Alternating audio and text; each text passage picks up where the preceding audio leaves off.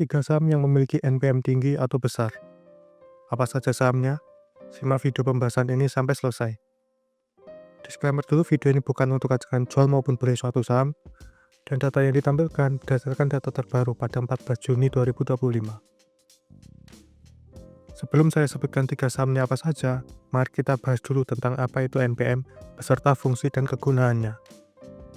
Jadi, NPM itu adalah singkatan dari Net Profit Margin, adalah rasio profitabilitas yang menunjukkan seberapa besar keuntungan bersih yang dihasilkan perusahaan dari setiap Rp1 penjualan. Jadi, intinya, semakin besar NPM, semakin efisien perusahaan dalam menghasilkan laba, setelah dikurangi semua biaya operasional, bunga, pajak, dan lain-lain. Mungkin beberapa dari kalian sudah tahu, rumus NPM adalah laba bersih atau net income dibagi dengan pendapatan atau penjualan, lalu dikalikan 100. Dan nanti hasilnya dalam bentuk persentase. Contoh, jika sebuah perusahaan menghasilkan pendapatan atau penjualan sebesar 500 miliar dan laba bersihnya sebesar 100 miliar, maka 100 dibagi 500 lalu dikalikan 100. Hasilnya adalah 20%.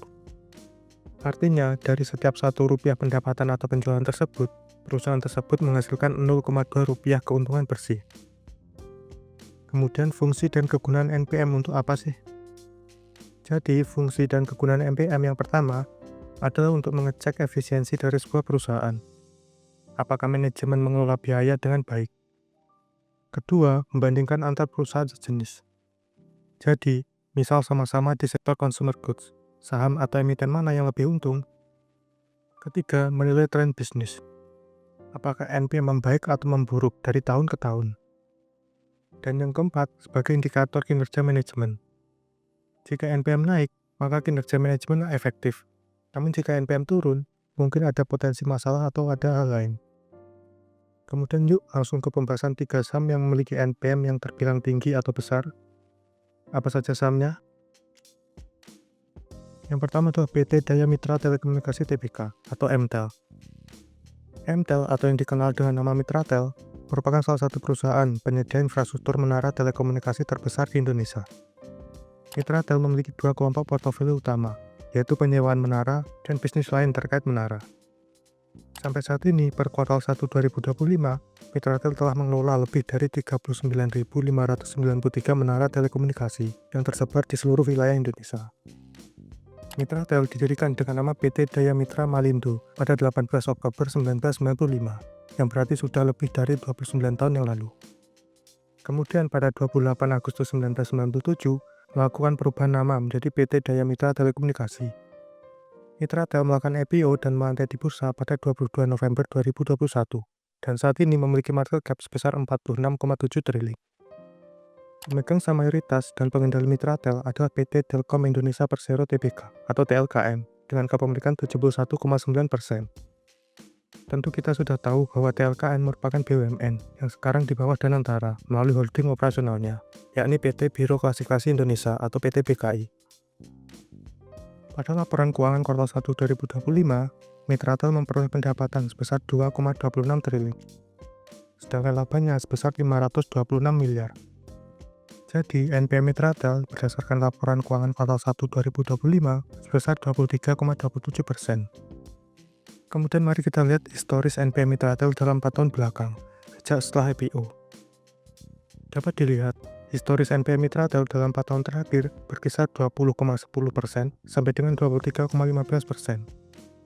Dan NPM tertinggi terjadi pada kuartal 1 2025 saat ini, yang sebesar 23,27%. Walaupun memang kurang pas jika NPM setahun penuh dibandingkan dengan NPM kuartalan. Jika kita hitung NPM rata-ratanya dari tahun buku 2021 sampai dengan 2024, maka bisa dibilang NPM rata-rata Mitratel sebesar 22,25%. Kemudian yang kedua adalah PT Industri Jamu dan Farmasi Sido Muncul Tbk atau SIDO. SIDO merupakan perusahaan yang bergerak di bidang industri jamu tradisional dan farmasi. Produk atau merek SIDO yang terkenal antara lain Tolak Angin, Koko Bima Energy, dan lain-lain. Hingga saat ini, SIDO telah meluncurkan lebih dari 300 jenis produk, meliputi segmen jamu herbal dan suplemen, makanan dan minuman, serta farmasi. SIDO didirikan pada tahun 1940 sebagai usaha rumahan, dan memulai produksi komersialnya pada tahun 1970. Kemudian Sido melakukan IPO pada 8 Desember 2013 dan saat ini memiliki market cap sebesar 15,15 triliun. Sido dimiliki oleh PT Hotel Candi Baru dan kepemilikan 77,60%. Perusahaan tersebut dimiliki oleh keluarga Hidayat dan beberapa juga menjabat sebagai komisaris serta direktur di Sido. Pada laporan keuangan kuartal 1 2025, Sido memperoleh penjualan sebesar 789 miliar. Sedangkan labanya sebesar 232 miliar. Jadi, NPM Sido berdasarkan laporan keuangan kuartal 1 2025 sebesar 29,52%. Kemudian mari kita lihat historis NPM Sido dalam 4 tahun terakhir. Dapat dilihat, historis NPM Sido dalam 4 tahun terakhir berkisar 26,66% sampai dengan 31,36%. Dan NPM tertinggi Sido terjadi pada tahun buku 2021 yang sebesar 31,36%. Jika kita hitung NPM rata-ratanya dari tahun buku 2021 sampai dengan 2024, maka bisa dibilang NPM rata-rata Sido sebesar 29,12%. Kemudian yang ketiga atau yang terakhir adalah PT Mark Dynamic Indonesia Tbk atau MARK. MARK atau Mark ini adalah perusahaan yang bergerak di bidang industri manufaktur cetakan sarung tangan atau hand warmer berbahan dasar keramik.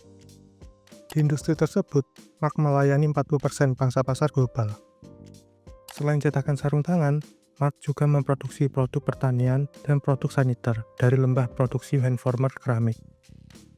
Mark didirikan pada 10 April 2002, yang berarti lebih dari 23 tahun yang lalu. Mark melakukan IPO pada 12 Juli 2017, dan saat ini memiliki market cap sebesar 2,77 triliun. Kemudian mengenai pemegang saham mayoritas atau pengendali Mark adalah TKB HK Co Ltd dan kepemilikan langsung sebesar 42,39% dan kepemilikan tidak langsung sebesar 36,09% melalui PT Dina Capital Indo dan PT Mark Capital Indo. Pada laporan keuangan kuartal 1 2025, Mark memperoleh penjualan sebesar 203 miliar, sedangkan labanya sebesar 70 miliar. Jadi, NPM Mark berdasarkan laporan keuangan kuartal 1 2025 sebesar 34,48%. Kemudian mari kita lihat historis NPM Mark dalam 4 tahun terakhir. Dapat dilihat, historis NPM Mark dalam 4 tahun terakhir berkisar 27,89% sampai dengan 32,86%. Dan NPM tertingginya terjadi pada kuartal 1 2025 saat ini, sebesar 34,48%. Walaupun memang kurang pas jika NPM setahun penuh dibandingkan dengan NPM kuartalan. Jika kita hitung NPM rata-ratanya dari tahun buku 2021 sampai dengan 2024, maka bisa dibilang NPM rata-rata Mark sebesar 30,44%. Setelah kita tahu NPM dari ketiga emiten sebelumnya, kemudian kita akan bahas berapa persentase NPM yang bagus? Dan jawabannya adalah tergantung sektor atau industrinya. Berikut saya tampilkan contoh dari ChatGPT. Walaupun nominal tersebut tidak bisa dicerna mentah-mentah dan harus dibuktikan dengan membandingkannya langsung. Tapi mungkin data tersebut bisa menjadi gambaran bahwa NPM tiap sektor atau industri itu beda-beda.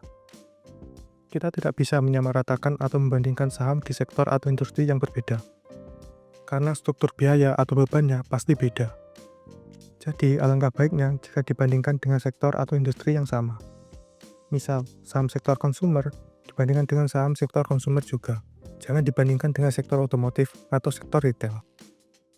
Kemudian yuk kita bahas tips menggunakan NPM dalam menganalisa saham. Tips yang pertama adalah bandingkan ke historis dan kompetitor. Untuk historis, lihat tren dalam 3-5 tahun terakhir. Sedangkan untuk kompetitor, bandingkan dengan perusahaan di sektor atau di jenis yang sama. Kedua, perhatikan konsistensi.